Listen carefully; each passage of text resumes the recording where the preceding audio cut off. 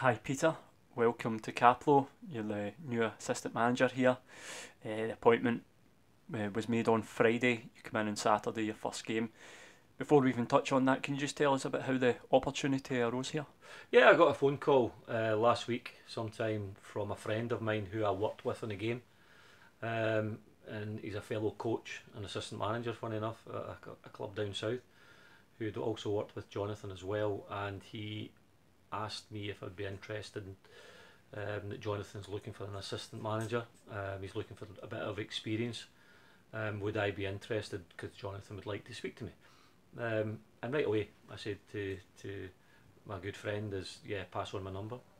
And within a couple of minutes of speaking to Jonathan, we arranged quickly that I'd come down and have a chat with him about the role, chat about what he was hoping to do in the future here at Morton, and it was something I bought into, because as I say, I've been a coach at reserve level, youth level, assistant manager for many years. I've been a manager, but this is a role I'm quite happy to take on board now because I'm working with a young enthusiastic manager in his first time job. He's a good guy with lots of experience as a player, and if I can help him along the road with regards to his managerial career, I was quite keen to do that. And I was also coming to a club like Morton. I've always come down here as an opponent, and it's been really, really difficult. It's been a very, very tough gig in many ways to try and get points down here. So yeah, I like the setup, I like the manager, and there's a bunch of players who are willing to learn, and we'll work hard together. When I discussed the appointment with Jonathan, he mentioned that you used the word mentor. Is that something you kind of see as your role? Yeah, I can understand where he's coming from there, because as a first time manager, and Jonathan's, this is his first job, is the fact that there's things that go on within even boards of directors, that you have to work with a board of directors, you have to get on well with chief executives, you have to have a working relationship in many ways, and there's things that happen on and off the field that, his experience hasn't gained him that yet, so if he get asked the question, I think I've come through an awful lot of things, a lot of trials and tribulations, a lot of good times, a lot of bad times, so you've got to take the good with the bad sometimes, and you've got to manage through it, and you don't always get what you want as a manager. You always want to get the best players in, spend the most money. That can't happen. We know the resources here at Morton and in Scottish football in general. It's difficult, so if I can mentor uh, Jonathan in any way and help him, then that's what I'm here to do. I think part of that must be that you must see potential in Jonathan as well when you've met with him and discussed the role. Oh yeah, I wouldn't have come if I didn't think it was a positive appointment with regards to me coming down here.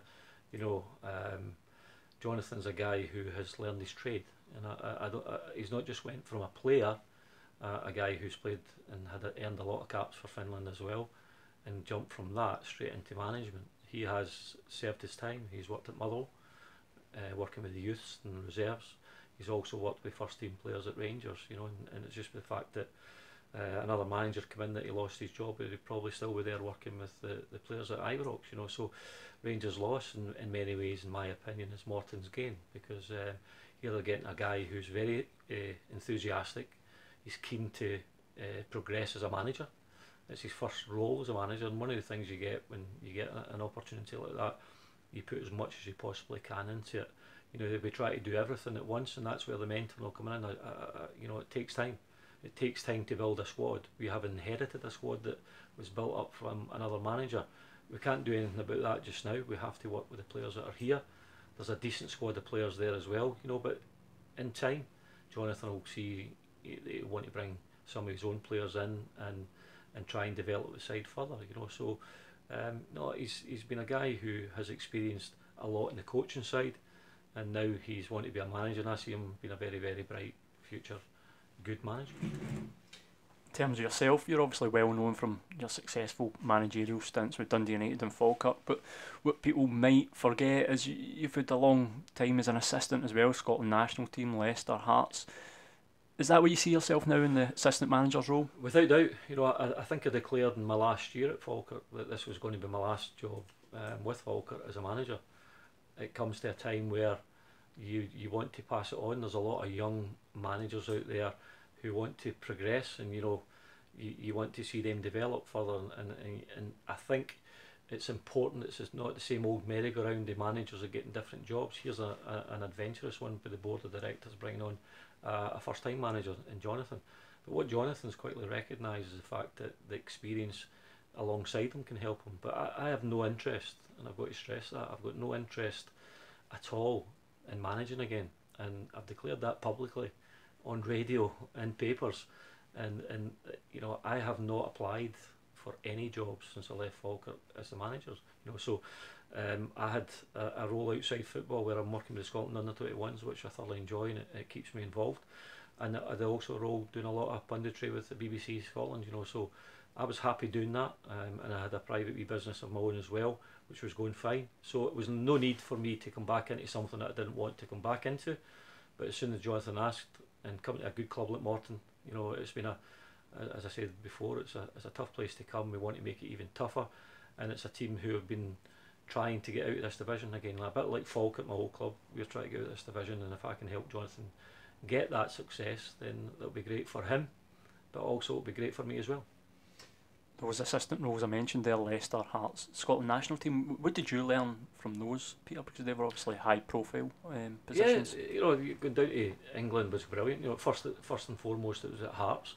I spent 8.5 years at Hearts doing youths and reserves at first, and then when Craig Levine took over as manager, I'll be back in early 2000s, he asked me to become his assistant, and I had an opportunity to go out to Bradford with Jim Jeffries and Billy Brown, but I chose to take the step up the ladder and what I thought to become an assistant manager, where points are prizes and that keeps you in a job, you know. And Craig and I had a fantastic relationship, good spell at Hearts, a very difficult spell at Leicester, where, you know, they'd come down for the Premiership, down to the Championship.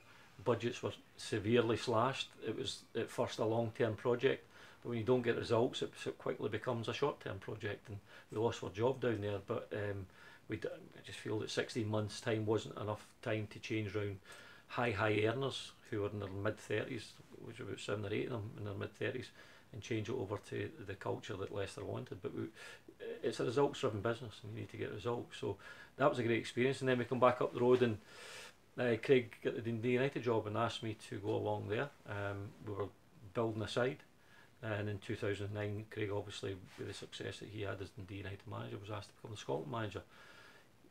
Quickly I got the job taking over from Craig at Dundee United, and at the same time Craig asked me to be his part-time assistant with the Scotland national team as well, you know. So it was a great time in early 2010, but 6 or 7 months after Craig left, we won the Scottish Cup, you know. So it was great times there, finished third, fourth and fourth, got into Europe a number of times being the manager there. So it was great, but being an assistant manager is all about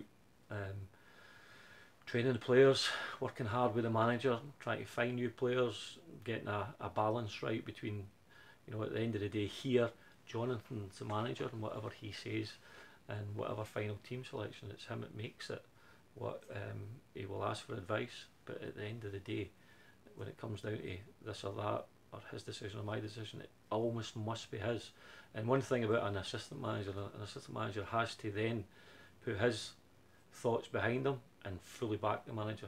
And that's what I learned as an assistant manager, that you have to make sure that, yeah, you'll give opinions, but if the manager chooses a different opinion from you, you go with his and you stick by it and you don't say any more about it. And that's the key to success. And I think that's with Craig and myself in that role, as we sometimes he would come my way, but most of the times he would stick by what he originally felt with, and I backed it 100%, and that's what we have to do here as well at the morning. It's really interesting.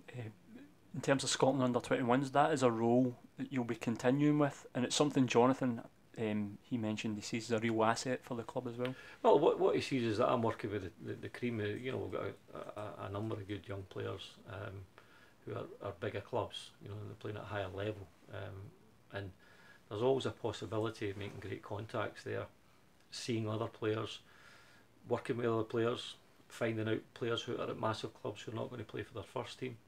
You know, there's maybe opportunities for us to and I can't say for certain, but it might be opportunities for us to get 1 or 2 here, you know, and that's through what my contacts will be, working with the players in the under-21 level. And if we could get some players from other football clubs that would improve Morton, then it's a good thing to have there, you know. And we're making contacts all the time. Obviously I was in Holland a couple of weeks ago, with the national team winning. We played Andorra.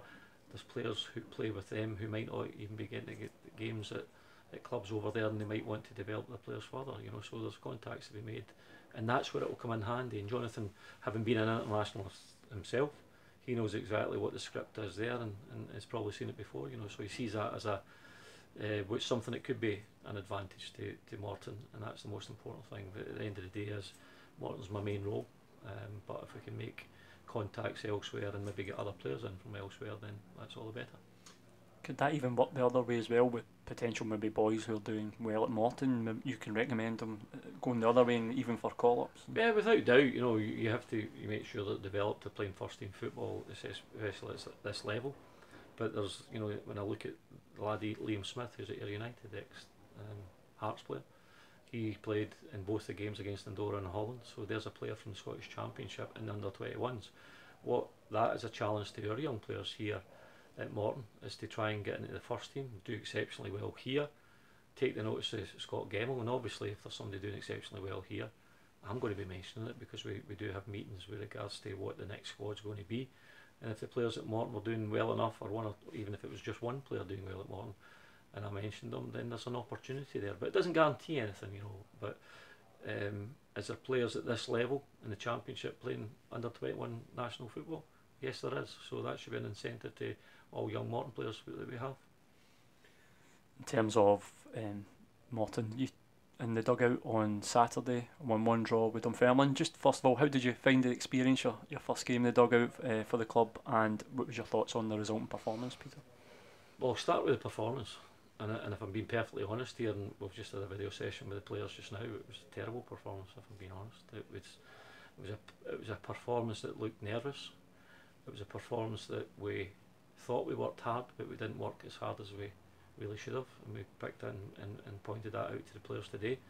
But there was nothing there, no team pattern, and what we're going to have to work over the next number of weeks and weeks and repetition work is the shape of the team and how we work off the ball as well as on the ball. There was far too many gaps in the middle of the park. Our defence at times was too deep. The gaps between our defenders and our strikers was huge, and Dunfermline had clever players like Connolly and El Baktui playing in holes that they were picking up the ball, turning, facing and running at our defenders. Now that can't happen, even at championship level. We have to make sure that we know our jobs on the pitch with the ball, and we have to make sure that we know our jobs off the ball as well, and make sure that we work back the park as quick as we want to go forward, because that's the dirty work. We have to do it better. Defensively, I thought we'd done okay. We dealt with crosses into our box, but there was too many opportunities that they played through us, and if I'm being perfectly honest, we were lucky to get a draw on Saturday. There was nothing, there was very, very little that was positive, but we're building that. We have to put it behind us. We've showed the players, as I say this morning, the video analysis where we went wrong. It's up to us now to go into the training pitch and get ourselves prepared Tuesday, Wednesday, Thursday, Friday for the game against the league leaders at Ayr United here on Saturday. And what I'm hoping for is that a reaction, and we'll pick and place them where they should be, and if they take it on board, then we'll be set up and ready to go against Ayr, and there's no reason why we can't win that game either. Excellent, Peter. Thank you very much for your time, and good luck for the season ahead here at Capital. Thank you. Cheers.